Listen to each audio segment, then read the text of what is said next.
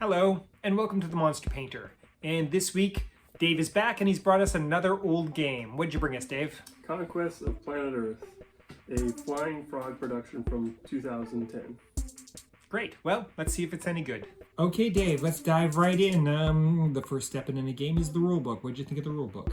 I had no real issues with it. There was a few questions that came up in gameplay that I couldn't find an answer for, but for the rules itself for setup and play, it's pretty clear. Pretty clear, pretty straightforward. Not too long, but somewhat long. Well, there's 3 sections in there for cooperative, competitive, and solo play. So, you know, it's each one wasn't too long though. No.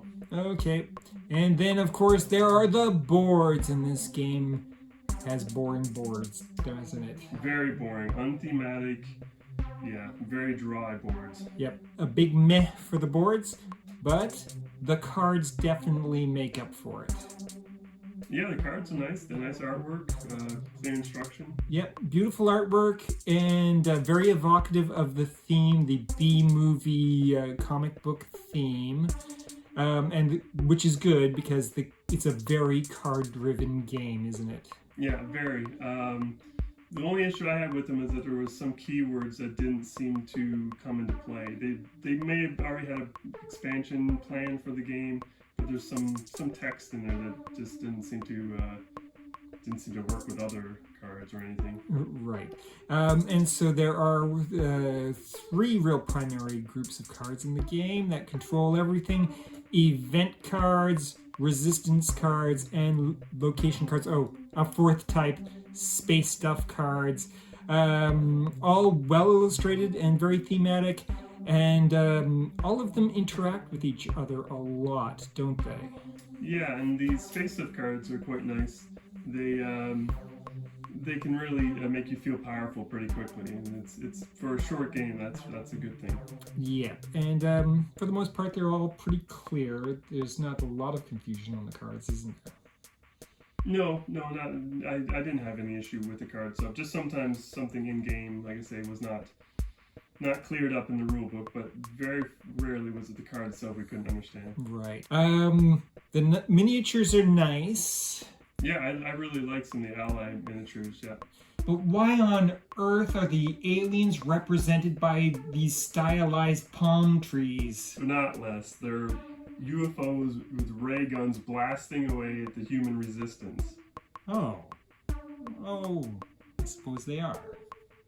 Right. As we mentioned already, the gameplay is very card-driven, and it's a very gotcha play kind of game, isn't it? Yeah, there's a lot of take that between the players when you're playing the competitive mode. Yep, ribbing you and nailing you with the cards.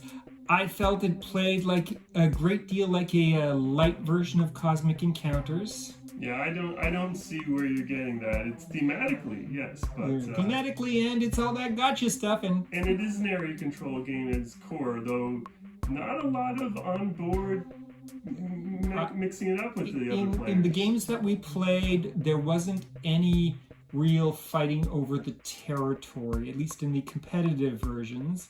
Now, there is a co-op version. It has, it's got the same flavor, really has that B-movie quality. What did you think about it? The co-op mode is much more tactical, and you're sort of working together in timing and stuff. I found it more interesting as far as sort of strategic play. It definitely was a tenser game, I felt. Yes. And yeah, definitely more tactical. Yeah, I found it to be more like playing Pandemic when playing the cooperative mode, and how those pesky humans keep trying to take over their own territory, and you're trying to shoo them away. And I don't know where you get the Pandemic thing from, but I would agree with you. The co-op play was definitely exciting. I think Dave and I both agree that we welcome our new alien overlords. But what did you think of the game overall, Dave? I enjoyed it. It's a lot of fun. The different versions of it all work in their own way. Definitely. The game has multiple play levels. What would you give it as a rating? If I was putting on BGG, I'd say to the right person, it's a good 6 or 7. A solid 6 or 7. and I think I'm going to give it my second highest rating. Crush the humans! What did you think of the game, Rustin? I lost, so I'm upset.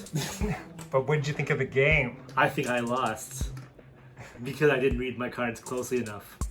Consistently through the game. Read the cards closely. Did you have fun? I lost. What did you think of the game, Matt? I really liked it. It wasn't overly complicated, and like all you have to do is read the cards. It was very easy to get into, and also, you know, you can just nuke people when they're getting ahead. I don't know. I'm a bitter person, so I just like to sometimes. And you won. And I won, obviously, so that makes it a great game. Next week on The Monster Painter, we take on the Shadows of Ravenholm. Remember to like, comment, and subscribe.